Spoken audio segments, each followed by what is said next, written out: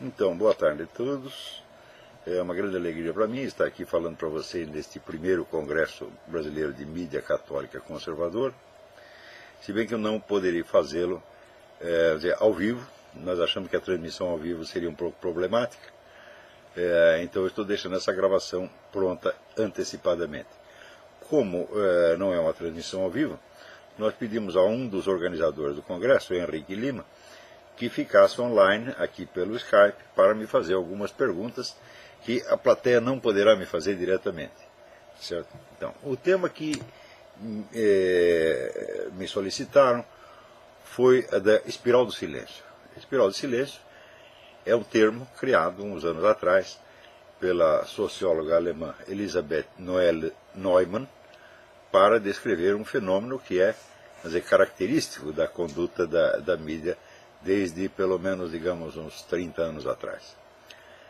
A espiral do silêncio consiste em inibir as opiniões indesejadas, opiniões que sejam contrárias à orientação daquele órgão de mídia em particular, transmitindo a impressão de que elas são minoritárias e de que expressá-las em público pode trazer um isolamento e até uma marginalização. Então, os indivíduos ficam com medo de declarar em público as suas ideias, porque elas já foram de antemão rotuladas como minoritárias, embora ninguém saiba se elas são realmente minoritárias. No caso brasileiro, o fenômeno se torna ainda mais visível, de algum modo, porque é justamente a opinião majoritária que está sendo rotulada como minoritária e marginalizada. Você vê pelas pesquisas de opinião, inclusive, sobretudo aquelas feitas pela Folha de São Paulo, você vê que a opinião dos brasileiros hoje em dia é maciçamente cristã e conservadora. E, no entanto, é justamente esta opinião que, na grande mídia, é marginalizada como se fosse minoritária. O minoritário tem aí também a acepção, vamos dizer, do excepcional, do raro, ou do divergente, ou do anormal, tá certo? Com, vamos dizer, uma vaga tonalidade de que somente pessoas exóticas ou mentalmente perturbadas podem aderir a essas ideias, ou pessoas exóticas e mentalmente perturbadas, ou pessoas diretamente interessadas em determinados movimentos, ou talvez até subsidiadas para isso. Quer dizer, há uma aura toda de insinuações malévolas que não são, vamos dizer, oferecidas assim ostensivamente, mas ficam no ar, pairando no ar, vamos dizer, como uma ameaça vaga. É essencial que a ameaça permaneça vaga, porque se ela se explicitar muito, ela pode se tornar objeto de discussão. É justamente isso que não quer. Ou seja, a espiral do silêncio é um jogo de impressões e de emoções vagas. Não é um processo de doutrinação ideológica. Aliás, daqui a pouco eu talvez faça algumas observações sobre o uso errôneo, totalmente errado, desse termo doutrinação que se faz hoje no Brasil, sobretudo com referência à educação. Então, a maneira de se fazer isso, de se implantar a espiral do silêncio, é na verdade bastante simples. É só determinados órgãos de mídia, sobretudo quando são, vamos dizer, coerentes entre si, quando tem uma uniformidade de opinião, como é hoje o caso, e daqui a pouco veremos também como se formou essa uniformidade, passarem a excluir determinadas opiniões ou só mencioná-las indiretamente, nunca lhes dar expressão direta, nunca deixar que elas falem por si, mas sempre mencioná-las através, vamos dizer, dos olhos de terceiros, sempre com julgamento pejorativo, né? Às vezes com um tom um pouco irônico ou cômico. Também tudo tem que ser muito moderado, porque se você abusar muito na rotulação, se você enfatizar demasiado a rotulação, você pode criar uma discussão, e é justamente isso que se trata de evitar. Todo o poder da mídia, neste caso, não vem do número de pessoas que ela atinge, tá certo? Mas da sua própria natureza, tal como se expressa na palavra mídia. Quer dizer, mídia é aquilo que está no meio, que está no centro, e que interconecta todas as classes, grupos, regiões, áreas e famílias em torno de um conjunto de informações que é de domínio comum. Isso quer dizer que se você tiver, digamos, 70% da população que acredita em certas coisas e tem determinadas convicções, mas esse 70% não tiver como se comunicar com os outros 30%, tá certo? Então isso realmente não faz parte da mídia. A mídia é o que está acessível a todos ao mesmo tempo. Ou seja, qualquer cidadão pode a qualquer momento ligar a televisão e assistir o noticiário da Rede Globo, tá certo? Ou se ele lê um jornal, os jornais do Brasil têm uma circulação muito pequena, mas você sabe que eles alcançam os líderes e as pessoas importantes de todas as correntes, grupos e facções. Então também é uma intercomunicação. Então, aquilo que está fora deste campo de intercomunicação é definido como se fosse uma variante.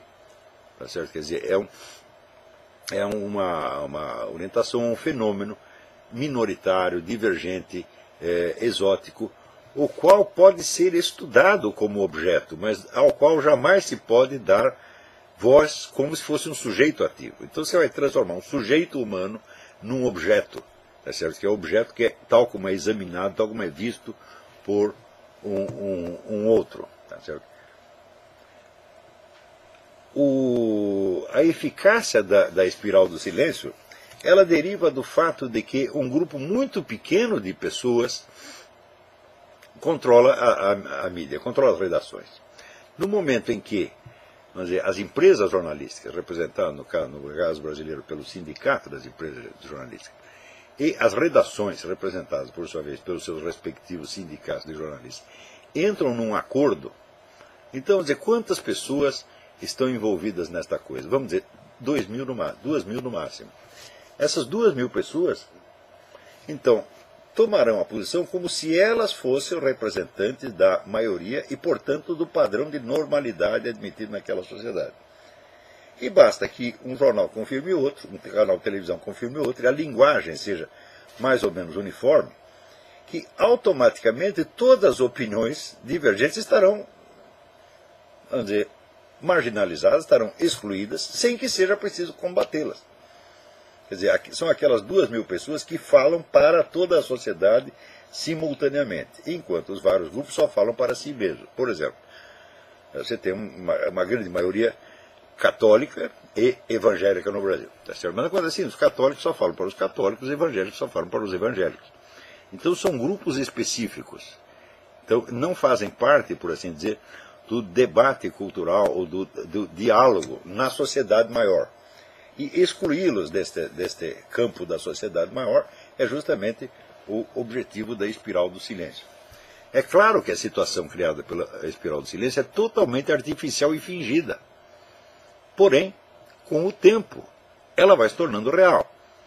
Ou seja, de tanto você ver que determinadas opiniões, ideias, atitudes, emoções são tratadas uniformemente na mídia como se fossem coisas marginais, irrelevantes, tá certo? Ou minoritárias, o sujeito que ouve isso, ele acaba realmente se sentindo isolado quando ele é um aderente dessas ideias, ou um participante dessa atmosfera. Então, não se trata de um isolamento real, mas de um isolamento fictício, que vai se tornando real à medida que as pessoas acreditam naquilo. Então,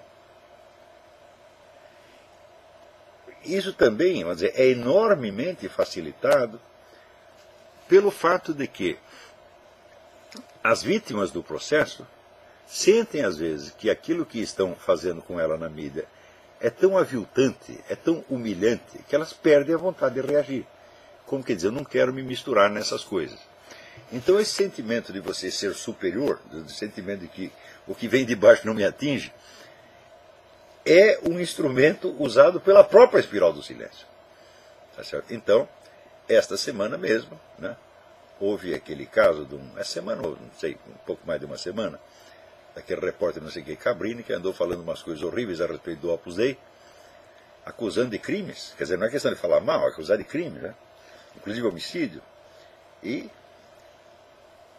Nós então aqui escrevemos para alguns amigos nossos que pertencem ao Opus Dei, disseram, vocês não vão reagir, vocês não vão fazer nada. E um deles nos respondeu, não, nós temos couro de rinoceronte, nós não nos deixamos afetar por isso. Eu digo, bom, isso é ótimo para a espiral do silêncio. Ela conta com isto. Quer dizer, quando você avilta um sujeito, diz ele, a respeito dele, espalha a respeito dele, coisas humilhantes e aviltantes, você o está convidando a afastar-se daquilo com um sentimento de superioridade ofendida. Quem tem sido vítima disso sistematicamente no Brasil há mais de 20 anos são, por exemplo, as Forças Armadas.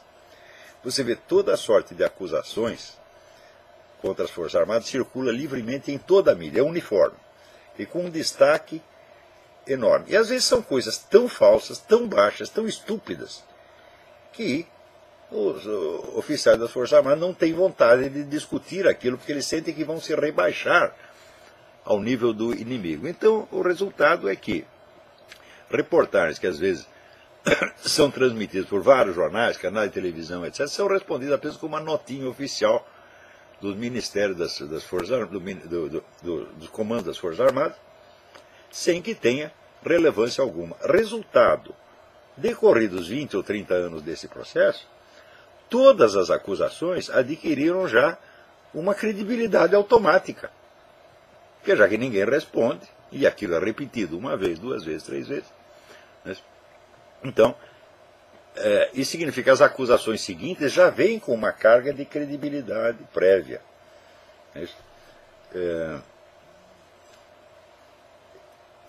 Eu mesmo tive a ocasião de acompanhar um desses casos em que, durante uma semana, a Rede Globo transmitiu uma história a respeito de dois terroristas que teriam sido mortos pelas Forças Armadas no tempo do regime militar, contrariando a versão oficial das Forças Armadas que havia circulado naquele tempo, de que aqueles terroristas teriam morrido num acidente de automóvel quando estavam fugindo após um assalto que haviam praticado. E as Forças Armadas, na época, durante o regime militar, ainda divulgaram a foto do carro Volkswagen deles batido, trombado na rabeira de um caminhão. Então, o repórter da Globo descobriu um soldado que disse para ele o seguinte, olha, eu participei dessa operação e sei que não foi nada disso. Eles foram presos, os terroristas foram presos, foram abatidos a tiros dentro de um quartel do Exército, que o Exército depois montou este simulacro de acidente para se inocentar. Esse foi o depoimento do soldado que o repórter da Globo colheu e foi transmitido na Globo durante uma semana. Teve programas especiais. E quando eu ouvi essa história me pareceu muito estranho.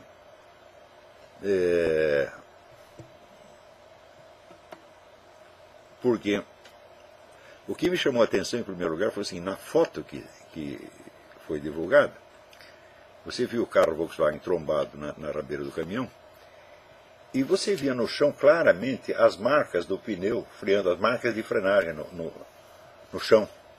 Eu digo, olha, mas se os terroristas foram postos no carro quando já estavam mortos, como é que eles poderiam frear o carro, tentar frear para não bater? Quer dizer, morto não vai pisar no freio. Essa foi a primeira coisa que eu descobri. Daí fui averiguar, pedi para um colega meu do Exército me passar, vamos dizer, a folha de anotações daquele soldado, quer dizer, a carreira daquele soldado. E eu verifiquei que aquele soldado havia desertado do Exército 6 meses antes dessa operação. Então ele não podia estar lá de jeito nenhum. Em terceiro lugar, a Globo fornecia uma data em que teria acontecido o assassinato dos dois no quartel do Exército, e eu fui verificar as datas e descobri no livro de memórias do Jacob Gorender, que é um líder comunista famoso, que aqueles dois terroristas haviam participado de um assalto a banco pelo menos 2 semanas depois da data em que, segundo o repórter do Globo, eles estariam mortos. Como na época eu escrevi uma coluna no Globo, no próprio Globo, eu, para contestar o próprio jornal dentro do próprio jornal, achei que seria prudente pedir uma autorização à diretoria do jornal, a pedir, e eles deixaram, falaram, não, pode levantar uma questão aí. E eu levantei. O problema, falou, olha, essa reportagem está todinha furada, o soldado não estava lá, o acontecimento, a simulação de acidente a que vocês se referiram é fisicamente impossível, né? E terceiro, os camaradas estavam vivos depois da data que a TV Globo, em que a TV Globo anunciou o seu assassinato. Apesar de tudo isso, apesar da reportagem ser evidentemente falsa, ela ganhou não um, mas 2 prêmios jornalísticos. O que mostra, vamos dizer, a solidariedade da classe jornalística com esse tipo de operação. Ou seja, é impossível que esse pessoal todo não tivesse lido o meu artigo no Globo, que saiu com bastante destaque. Tá certo? E apesar disso, quer dizer, não discutiram, não falaram, né, não contestaram, simplesmente deram o prêmio. Então, é assim que se monta a espiral do silêncio. Você precisa ter uma classe jornalística e empresas jornalísticas, vamos dizer, firmemente aliadas com um determinado propósito. Ora, não vai ser possível discutir agora a imensa operação, vamos dizer, de destruição da Igreja Católica que está sendo desenvolvida em todas as partes do mundo por diferentes estratégias, desde há várias décadas. Não é esse o nosso tema, isso nos levaria muito longe. Mas é evidente que essas empresas jornalísticas no Brasil e a classe jornalística estão ambas profundamente comprometidas com isso.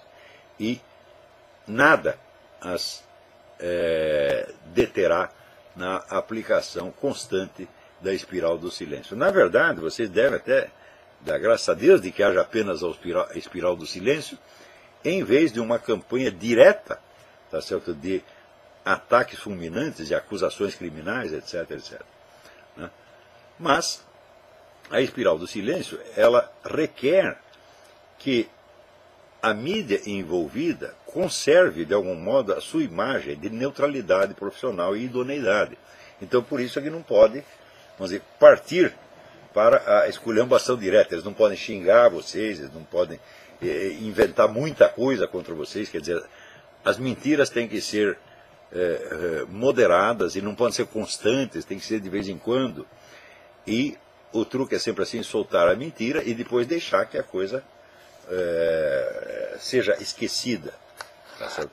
Criando aquele mecanismo que já falava o meu falecido amigo Juan Alfredo César Miller, um gênio da psicologia, que dizia, neurose é uma mentira esquecida na qual você ainda acredita.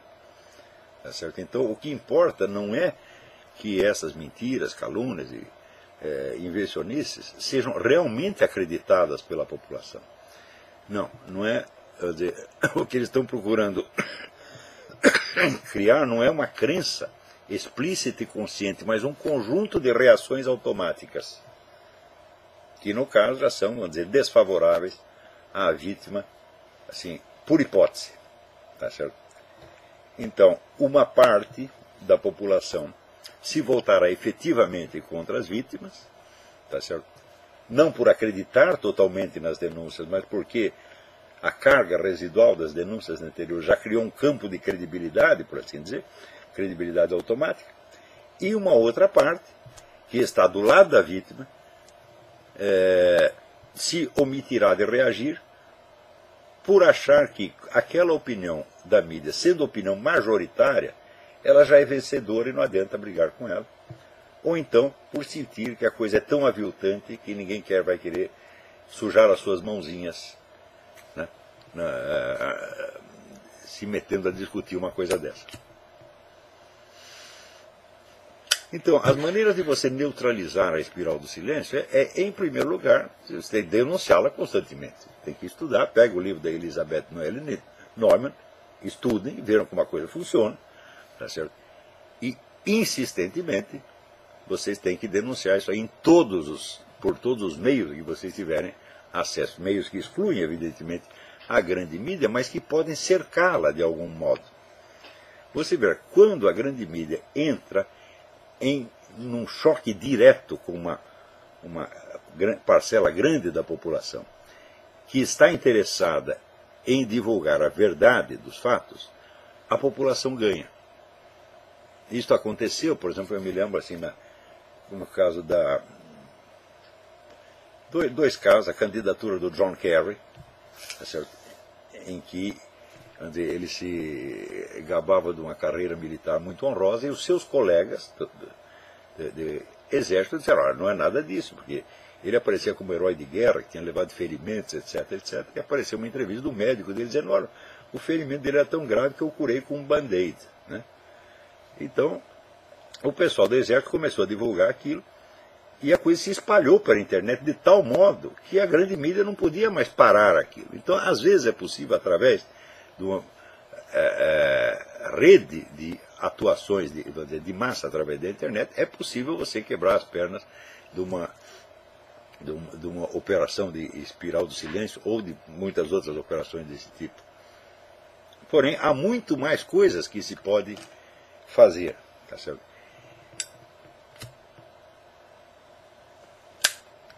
Em primeiro lugar, é preciso que vocês criem os seus próprios órgãos de mídia e entrem numa concorrência aberta com esta gente. Então, vocês viram, quando mais de 10 anos atrás eu criei um negócio chamado Mídia Sem Máscara, né, que foi o primeiro Media Watch do Brasil. Na época ninguém nem sabia o que era Media Watch, parecia uma coisa muito estranha.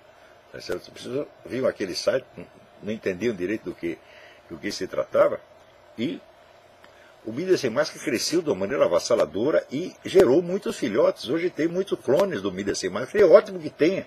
Tá certo? Eu não sou um camarada ciumento, não, roubaram a minha ideia. Eu falo, não, eu quero que roube mesmo, que façam muitos e muitos Mídia Sem Máscara com o nome que quiserem. Tá certo? Porque aí nós temos que seguir aquela norma do Ronald Reagan. Você pode conseguir tudo que você quiser, contanto que você não faça questão de levar o mérito. Né? Quer dizer, se depois de 20 anos a coisa funcionou, ninguém precisa lembrar, foi o Olavo que começou isso. Se esquecer, não tem importância, o que importa é que deu certo. Tá certo? Então, criar os seus próprios órgãos de mídia, sobretudo eletrônicos. Porém, veja a situação anormal. Quer dizer, o Brasil é, em termos de população, a maior nação católica do mundo, tá certo? Uma nação com o maior número de católicos, e você não tem um diário católico. Como é possível uma coisa dessa? Então, quer dizer, pensar na possibilidade de um diário católico, hoje em dia parece utópico, mas em breve não será, porque essas várias correntes de opinião pró-católica, católica ou pró-católica que estão aparecendo, ou cristãs de modo geral, que estão aparecendo na internet, mas dia menos dia elas vão se aglutinar e criar uma força unificada. A própria existência desse congresso já é sinal desta unificação. Quer dizer, a coisa toda começou com iniciativas particulares, né? Vamos dizer, pessoas que romperam a barreira psicológica do temor do isolamento e disseram, olha, isolado eu já estou, e se falarem de mim não tem importância porque já estão falando. Então, isso aí não tem importância. Ademais, aqueles que são cristãos, católicos, eles têm que lembrar o seguinte, você ter medo do ridículo, tá certo? E, vamos dizer, medo de sujar suas mãozinhas, etc, etc, é desonrar a pessoa do nosso Senhor Jesus Cristo, porque não houve quem fosse mais ridicularizado e mais humilhado do que ele. Tá certo? Então, sabe, se ele foi, por que eu também não posso ser? E outra coisa, humilhação não dói, ridículo não dói, como dizia Aristóteles, a palavra cão não morde. Quer dizer que se falarem horrores a meu respeito, eu digo, bom, estou apenas falando. Ninguém fez nada, ninguém me bateu, ninguém assaltou minha casa, tá certo? Ninguém atacou minha família, está tudo bem. Então, a primeira coisa é romper essa barreira psicológica.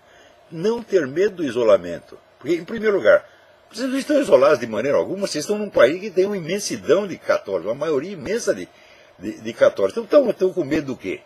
Então, e entender que todo este jogo da espiral do silêncio é um jogo de impressões que, sobretudo no Brasil, ele se reveste de uma falsidade monstruosa, porque são justamente as opiniões mais minoritárias e extravagantes que estão passando como se fossem as opiniões majoritárias, dominantes e normais. Você vê, até uns anos atrás, até 20 anos atrás, a opinião católica conservadora era considerada normal, era uma opinião entre outras, e aparecia normalmente na mídia, de repente sumiu tudo. Se você vê, vamos dizer, a opinião conservadora na grande mídia, era constante. Os próprios editoriais do Estadão eram editoriais conservadores. De repente, aquilo começou a ser tratado como se fosse uma coisa anormal. E hoje em dia todo mundo aceita. Hoje em dia, se você é contra o aborto, você já é suspeito de ser um doente mental, tá certo? Ou de ser um reacionário fanático, talvez ligado a movimentos neonazistas, essa coisa. Quer dizer, aí a imaginação do freguês não tem mais limites, tá certo? Lembre-se sempre que tudo isso é apenas um jogo de cena. Sobretudo no Brasil é um jogo de cena. Se você disser, olha, nos Estados Unidos também funciona o espiral do silêncio. Funciona por quê? Porque aqui metade da opinião é francamente esquerdista. Então, vamos dizer que essa metade tente fazer um espiral de silêncio em cima da outra metade, é normal. Mas no Brasil, né, a chamada opinião esquerdista, meus filhos, não é 10% da população. Nem mesmo entre os militantes de partidos de esquerda. Os partidos de esquerda no Brasil estão cheios de gente que estão lá e não sabe que aquilo é esquerda. Quer dizer que a ignorância política no Brasil é tão vasta que o fato do indivíduo estar num partido não significa de maneira nenhuma uma adesão consciente à ideologia desse partido. Se você pegar entre os militantes do PT e perguntar assim, quantos leram as atas de congressos do PT? Um em cada 1000. Então o senhor está lá dentro e não sabe onde está. Então, quando você for ver mesmo qual é a parcela da opinião brasileira que é francamente, vamos dizer, esquerdista, abortista, gaysista, etc, etc, etc, é mínima. Mas esta gente está posando como se fosse, vamos dizer, a medida da normalidade, quer dizer, o padrão da normalidade e do padrão do majoritário. Então, você veja, a posição deles é tão fraca nesse aspecto, que ela só pode se manter através do fingimento permanente. Mas, quando confrontados, tá certo? Eles mostram uma insegurança tremenda. Agora, como confrontá-los? Aí é o problema, né? Então, eu vou dar algumas, nós não temos muito tempo, eu vou dar algumas receitinhas que eu tenho seguido e que sempre tem funcionado. Primeiro, quando acusado de alguma coisa, jamais defenda. Devolva uma acusação pior. Por exemplo, o pessoal espalha esse negócio a respeito dos padres pedófilos. Nós sabemos que a proporção de pedófilos no clero é bem menor do que entre outras comunidades de educadores ou de assistentes sociais. Por exemplo, os recordistas, até hoje que eu saiba, são os assistentes sociais da ONU, que vão lá, pegam esses menininhos refugiados, etc., e fazem o diabo. Tá certo? Então, isso quer dizer que todo esse noticiário a respeito de padres pedófilos está dando à população uma imagem totalmente distorcida do senso das proporções. Quer dizer, destruir o senso das proporções é a base da espiral do silêncio. É fazer com que o majoritário pareça minoritário. E fazer com que o normal pareça divergente, anormal e mórbido. Tá certo? Então, com essa gente você não pode jamais discutir o conteúdo do que eles estão dizendo. Porque se eles fazem uma acusação e você vai defender, você entra naquele ditado francês, qui s'excuse s'accuse. Quem se desculpa se acusa. Tá certo? Então, não tente provar que você é bonzinho, que você não fez o que eles estão dizendo, mas ao contrário, acuse-os de coisas muito piores e verdadeiras. Né? Coloque a eles na posição de ter que se explicar. Nunca você de fornecer explicações. Mas isso é uma coisa básica. Eu acho que isso no Brasil ninguém sabe. Por exemplo, neste caso dos psicólogos que foram ameaçados de ter os seus registros cassados por praticarem algo que é chamado psicologia cristã, né? Bom, psicologia cristã nós sabemos que é uma das tradições da psicologia do século XX. Né? Assim, de cara me ocorre lá o nome do Paul Diel, Charles Baudouin, são centenas de clássicos da psicologia, quer dizer, um componente essencial da psicologia do século XX. Agora, o pessoal do Conselho Nacional de Psicologia não sabe disso, são todos analfabetos. Então eles acharam que psicologia cristã foi um negócio inventado por 2 ou 3 pastores evangélicos anteontem. Tá certo? e então investiram em cima daquilo, sim, ferozmente, dizendo, não, se você pratica psicologia cristã, você não é profissional, você está fora da profissão. Então, os psicólogos reagem, não, mas são os meus direitos, não, vocês estão violando a minha consciência, etc. Assume uma posição defensiva. Eu, desde o início, digo, não façam isto.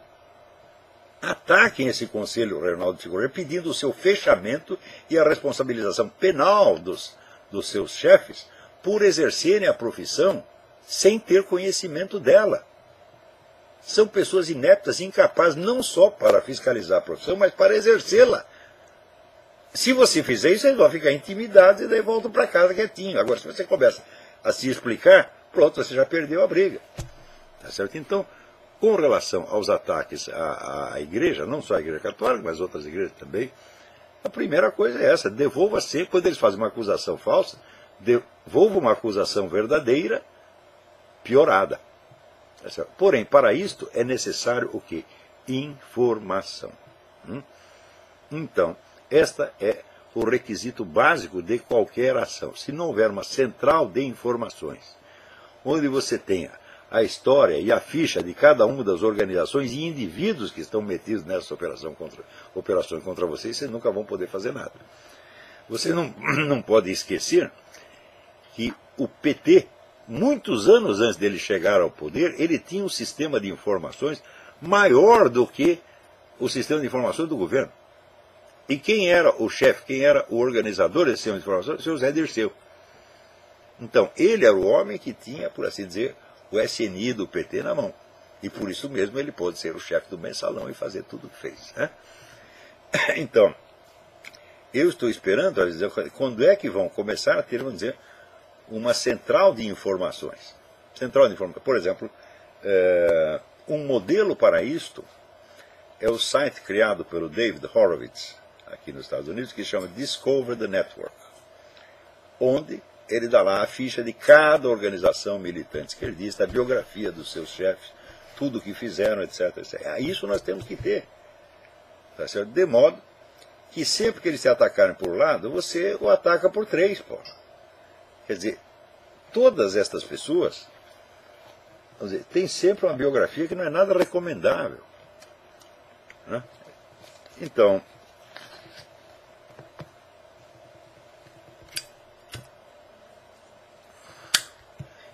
agora, se você permite que só o adversário tenha as informações na mão e as manipule do jeito que quiser, está perdido. Então, eu creio que o primeiro passo não é fazer nada, é preparar-se para fazer alguma coisa, é fortalecer-se primeiro. E fortalecer-se implica, em primeiro lugar, a posse das informações. Segundo, implica a formação intelectual de uma liderança habilitada a compreender todo o processo. Tá certo? Para isto é necessário que haja um intercâmbio permanente, como está tendo aqui nesse Congresso, só que não pode ser só no Congresso, tem que ser todo dia. Por exemplo, esse pessoal de esquerda, todos os partidos de esquerda realizam permanentemente reuniões para análise de conjuntura. Eles fazem centenas de reuniões, nesse mesmo momento deve estar tendo umas 20 aí pelo país. Reuniões só para análise de conjuntura, só para que uma certa compreensão do processo se espalhe entre as camadas mais altas da militância. Isto aí tem que fazer. E isto precede vamos dizer, qualquer ação. Por exemplo, aqui vocês já devem ter lido Dostoiévski, então, vocês veem que nas histórias de Dostoiévski, elas se passam em 1840, 1850, 1860, e você vê a intensidade dos debates entre os revolucionários 60 ou 70 anos antes de que viesse a Revolução Russa. Então, este, vamos dizer, intenso trabalho de criar, vamos dizer, uma espécie de massa crítica é absolutamente fundamental. Agora, como, em geral, as vítimas desse processo só tomam consciência dele quando é tarde demais, então elas querem agir imediatamente. O que nós vamos fazer? Do que nós vamos fazer? Nós vamos para casa, nós vamos reunir as informações, nós vamos formar, vamos dizer, a alta militância para que a coisa possa funcionar, crescer por círculos concêntricos. Ah, mas isso leva muito tempo. Leva sim. Agora, quanto mais tempo você levar para começar, mais atrasado você vai estar. Não há como saltar etapas nesta coisa, né? Vocês veem, por exemplo, um tópico em que os cristãos têm conseguido algumas vitórias é no campo do antiabortismo. No entanto, eu vi como começou isto 30 anos antes de que houvesse qualquer atuação pública. A coisa foi preparada muito lentamente, com muita paciência. Eu lhe lembraria uma frase de Goethe: é urgente ter paciência. Ou seja, a situação está tão ruim que se você ficar com pressa, ficar nervosinho, aí é que você vai se danar. Então, tem que começar, mas é pelo começo. Então, é as informações e a compreensão profunda do processo. Contínuo exame. Desse contínuo exame, as vias de ação aparecem depois quase que naturalmente. Tá certo? Então, eu sei que o Brasil, de modo geral, padece de um praticismo horrível. As pessoas não querem estudar, não querem aprofundar nada, mas elas querem agir. Isto não funciona. Se vocês estudarem um pouquinho a história da esquerda nacional, hoje a esquerda é dominante, mas durante 60, ou 70, ou 80 anos, a única atividade da esquerda foi trocar ideias e tentar compreender o que estava se passando. Quando a esquerda foi derrotada em 1964, ela teve a atitude certa, ela se recolheu e disse: agora vamos discutir até o fundo, aprofundar, até nós entendermos o que aconteceu. Tá certo? Agora, no campo da direita conservadora, seja católica ou não, eu não vejo nenhum esforço desse tipo. Ninguém quer entender o que está acontecendo. Em parte, porque, sendo pessoas que estão convictas de estar instaladas na verdade, porque estão seguindo a mensagem de Deus, elas acham que já sabem a verdade sobre tudo. Eu digo: meu filho, se você souber, né, tudo que Jesus ensinou no Evangelho, né, você só sabe a estrutura mínima da realidade. Né? O resto você vai ter que descobrir. Então, por exemplo, se você pegar, vamos dizer, os 10 mandamentos, eles são uma estrutura fixa e absolutamente imutável. Não é isso? Em princípio, essa estrutura ela se aplica uniformemente a todas as situações possíveis e imagináveis.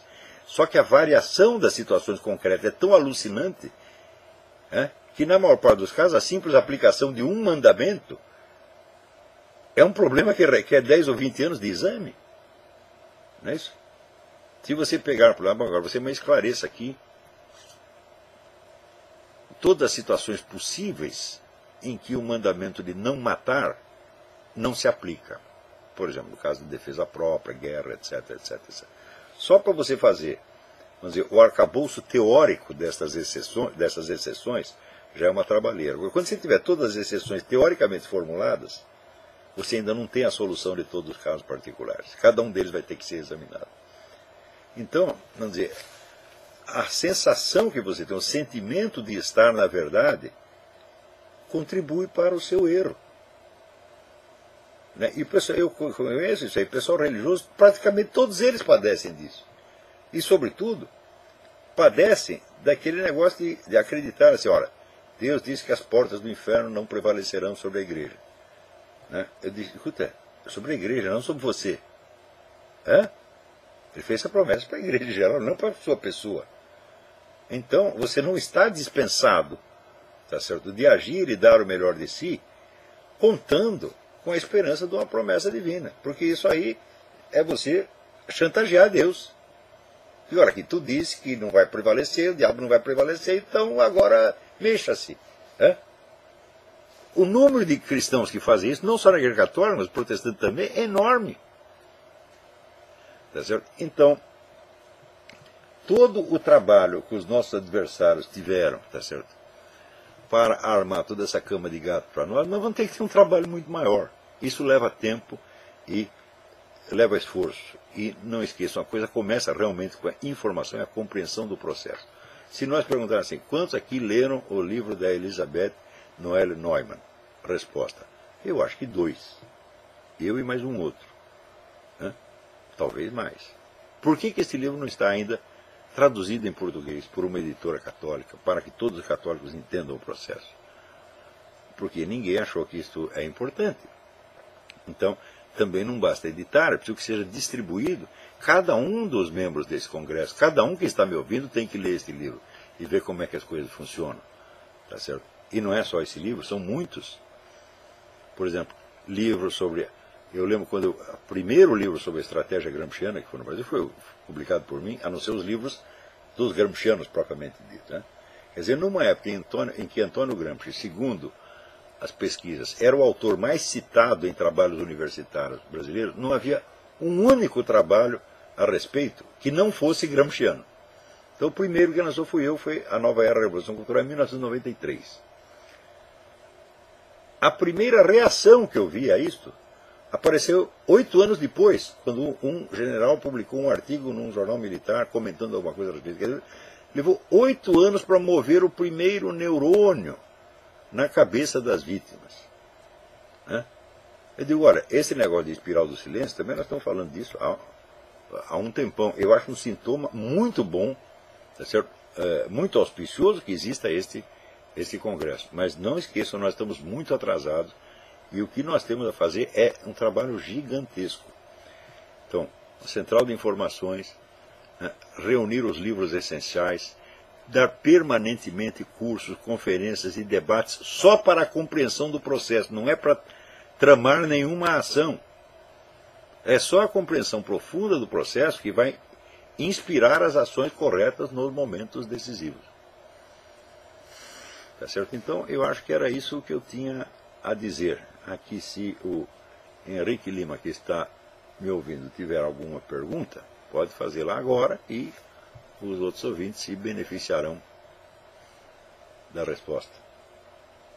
Então, professor, eu fiz aqui 3 perguntas. Vou fazer aqui a primeira, que é sobre a espiral do silêncio na Igreja Católica. Né? O senhor mencionou que há essa postura de afetação de superioridade, né? O que vem de baixo não me atinge. Né? E nós constatamos que há uma multidão de católicos tíbios na igreja, né, que são adeptos do bom mocismo, que tem temor reverencial, medo de ser maledicente. Então a minha pergunta seria, em que medida essa nota diferencial do católico, né, do bom mocismo, de não ser maledicente, em que medida isso atrapalha uma reação conservadora dentro da igreja? Bom, em primeiro lugar, existe uma confusão entre o amor ao próximo e aquilo que a igreja chama o respeito humano.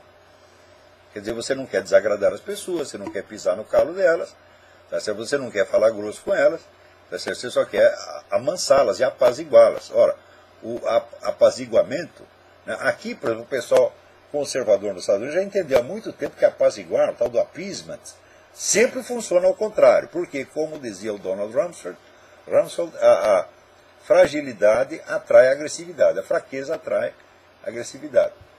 E isso ajuda o processo da espiral do silêncio. Quer dizer, você não reage uma vez, não reage 2 vezes, não reage 20 vezes. Tá certo? Então, aquilo que se diz a seu respeito passa a constar como se fosse verdade. Tá certo?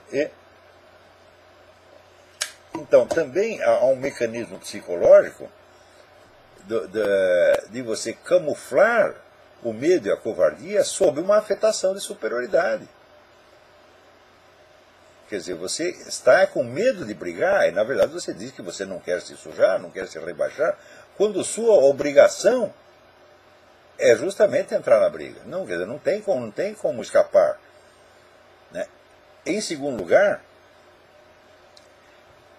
veja que o respeito humano, quer dizer, a expressão respeito humano, quer dizer, tem na tradição católica uma acepção altamente negativa.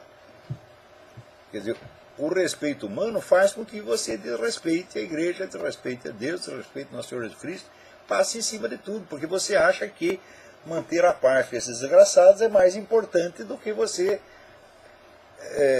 servir a Deus, cumprir sua obrigação. Tá certo? Quando você vê aqui, a pergunta é o seguinte: você está disposto a matar e morrer pela igreja? Se a resposta é não, então é o seguinte, vai para casa e não me amole mais. Né? Porque eu me lembro, na igreja onde eu fui criado, a Igreja Nossa Senhora da Paz, no Cambuci, em São Paulo, havia duas piras, duas velas permanentemente acesas, havia uma pira assim de mármore, bonita. A igreja, uma das igrejas mais bonitas que tem em São Paulo. E estava escrito em italiano, uma escrita ai martiri e na outra agli eroi. Os mártires são aqueles que foram mortos. E os heróis, aqueles que lutaram e derramaram o sangue do adversário e o seu próprio. Então, meu filho, se você não está, você não aceita estar nem numa dessas classificações, nem na outra, o que você está fazendo aqui? Quer dizer, a igreja precisa de mártires e heróis. Então, se você pensar bem, pessoal, qual é o meu temperamento? Tá certo? Eu me oferecer como vítima, tá certo? Para ser morto, tá certo? Ou eu lutar até o fim. Essas duas coisas são legítimas. Agora, o que não é legítimo é essa autopreservação permanente. Quer dizer, primeiro a minha segurança, primeiro o meu bem-estar e a minha boa imagem perante os meus próprios adversários.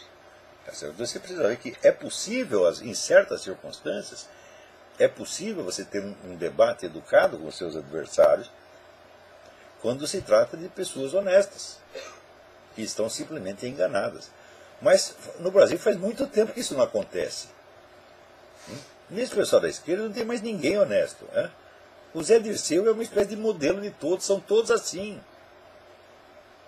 E a desonestidade é muito mais profunda do que o mero desvio de dinheiro, essas coisas.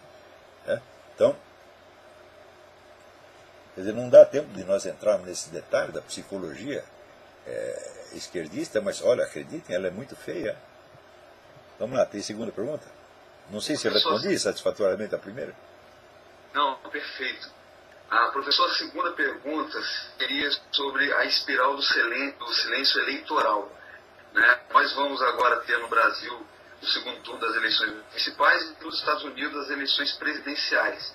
Né? Então eu diria que o senhor articulasse o conceito da espiral do silêncio com a estratégia das tesouras. Né? Como sabemos, o PT e o PSDB se revezam no poder, né?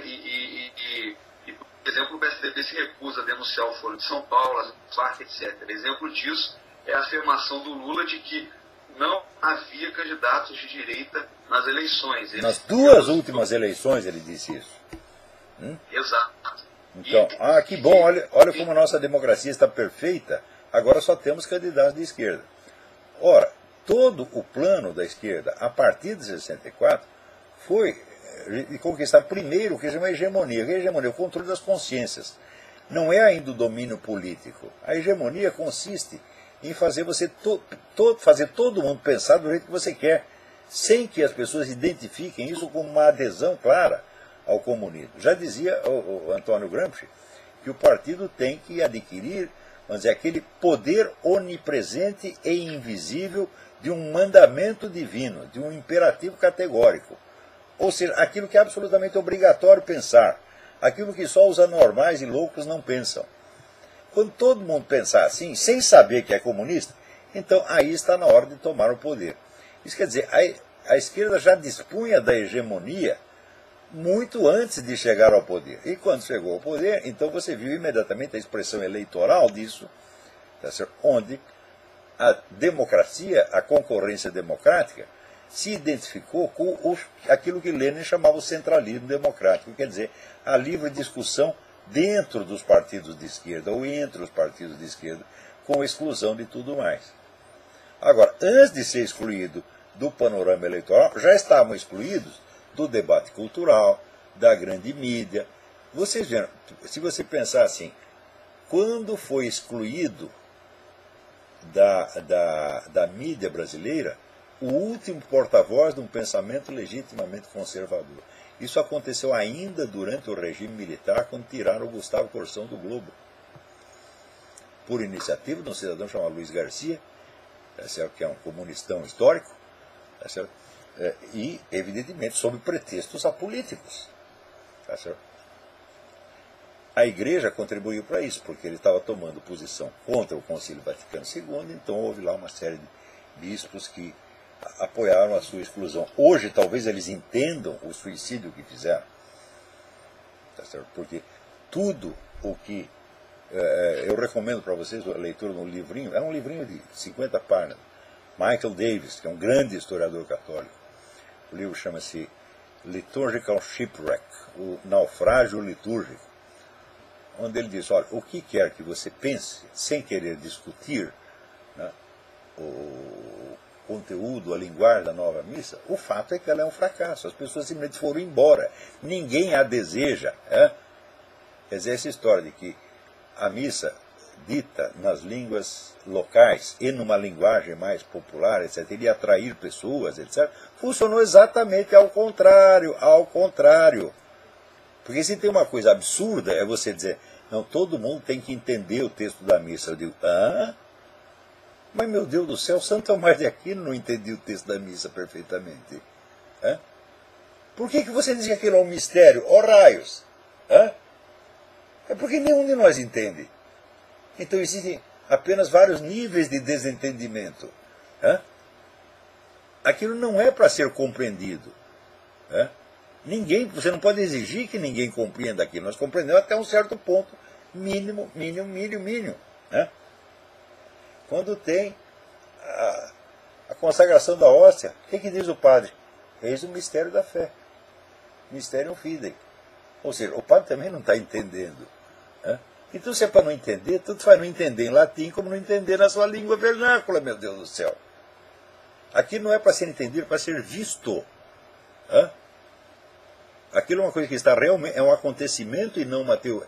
É um acontecimento para ser visto, vivido, e não uma teoria para ser compreendida. Aqueles que acompanharam Jesus durante a sua passagem pela terra, entenderam o que ele estava fazendo?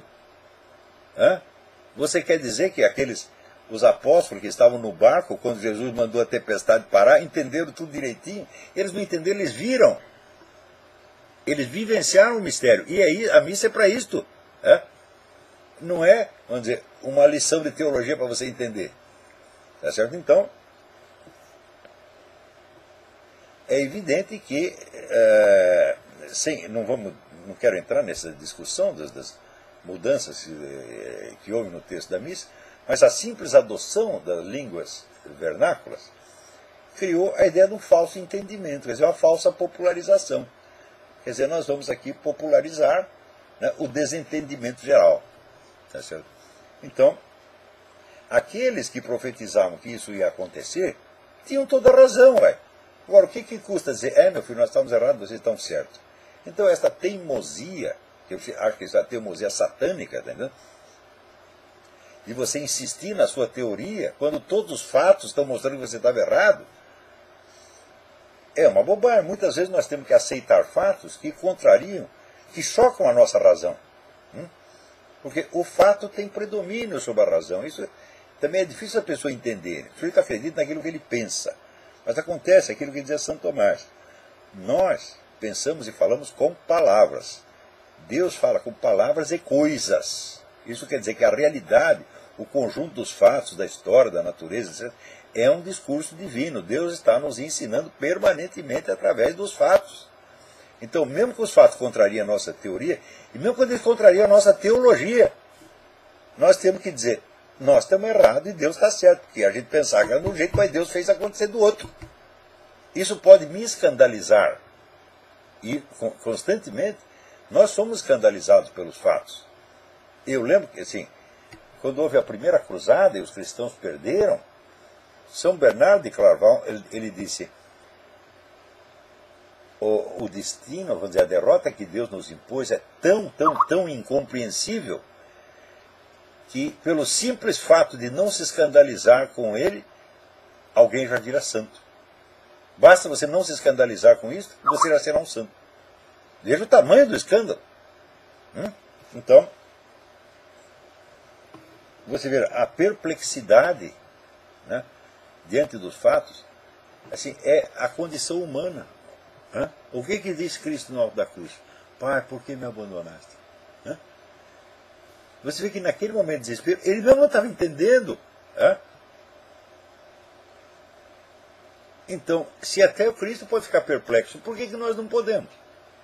A perplexidade significa o nosso respeito pela realidade, acima das nossas ideias e acima da nossa teologia. Né? Então, acho que é isso. Tem mais uma pergunta? Sim. Professor, nos Estados Unidos existe uma infinidade de órgãos de mídia com as mais variadas orientações. No Brasil, tem uns poucos donos da mídia alinhados em torno dos consensos. Então, eu queria que o senhor comentasse as diferenças entre o Brasil e os Estados Unidos, analisando a espiral do silêncio em cada um. Bom, aqui nos Estados Unidos houve uma espécie de divisão. Né? Os jornais e a televisão estão maciçamente com o Partido Democrata. E o rádio e a internet estão com os conservadores. Então, o rádio é evidentemente muito mais ouvido, alcança muito mais gente, tá certo? Mas alcança uma massa mais popular. Então isso quer dizer que o pessoal do Partido Democrata tem as condições de criar uma espiral do silêncio. Por quê? Porque eles atingem, vamos dizer, as classes mais favorecidas, que tem mais dinheiro, que tem mais instrução, etc, etc. E o outro atinge o povão. Acontece que na hora de votar, quem vota é o povão, pô. Né? Então, isso quer dizer que essa espiral do silêncio não funciona tanto assim. Ademais, você vê aqui, desde os anos 50, o movimento conservador aqui começa nos anos 50, na verdade. Antes você não tinha um movimento conservador formal, você tinha pessoas conservadoras apenas. Né? Ao longo do tempo, eles foram demonstrando uma superioridade intelectual tão monstruosa, que hoje não tem mais espiral do silêncio que funciona aqui. E você pode querer carimbar as pessoas, né, com rótulos pejorativos, mas isso só funciona para quem já está convencido disso. Quem não está, digo, não adianta. Por exemplo, esse pessoal que decidiu investigar os documentos do Obama, não adianta chamar os caras de teórico da conspiração, de maluco, eles não vão parar. Porque eles descobriram os fatos. Olha, os fatos contrariam, vamos dizer, a imagem estereotipada que a grande mídia está veiculando. Então, durante um tempo, eles vão conseguir nos carimbar. Mas, no fim, o carimbo vai se desmascarar por si mesmo. Você vê que no começo, quem começou com o negócio de investigação do documento do Obama foi até um sujeito que era do Partido Democrata, um tal de não sei o que, Berg, esqueci o primeiro nome dele, que era um advogado, que tinha sido do partido, era militante democrata, ele começou com isso, mas era só ele parecia um tipo exótico. Hoje em dia, metade do país, Philip Berg, metade do país já acredita que os documentos do Obama são falsos. Metade. E daqui a pouco todo mundo vai acreditar, e quando o homem cair da presidência, vai ser tudo investigado e virar tudo à tona. Então, não se deixar impressionar. Não, veja, você tem o direito de ter medo, mas começa a fazer um critério seguinte: qual é o risco físico? Tem um sujeito armado com um revólver na sua frente? Não. Eles estão apenas falando, ou então fazendo cara feia. Quem tem medo de cara feia é criança. Né? Então, lembre-se do ditado do Aristóteles: a palavra cão não morde. Então, vamos dizer, o pessoal conservador americano aqui tem um espaço, tá certo? E eles têm lá os seus problemas, têm lá as suas burrices, suas tacanhices também, como os católicos também têm. E outra coisa, um negócio importante. Eu estou lendo o livro do Roberto de Mattei sobre o Concílio Vaticano II. O livro é uma verdadeira maravilha, né, escrito de uma perspectiva conservadora, mas muito, muito isenta, muito idônea. E você vê o seguinte, que tudo o que o Partido Progressista alegava se baseava em situações de fato que realmente existiam. Só que, em vez de tentar, vamos dizer, adaptar a ação da igreja às situações novas e diferentes, eles tentaram adaptar a doutrina e a liturgia. Não precisava mexer absolutamente. Tinha que mudar a ação, o campo da ação, sobretudo da ação política, isso tinha que adaptar, tá certo? E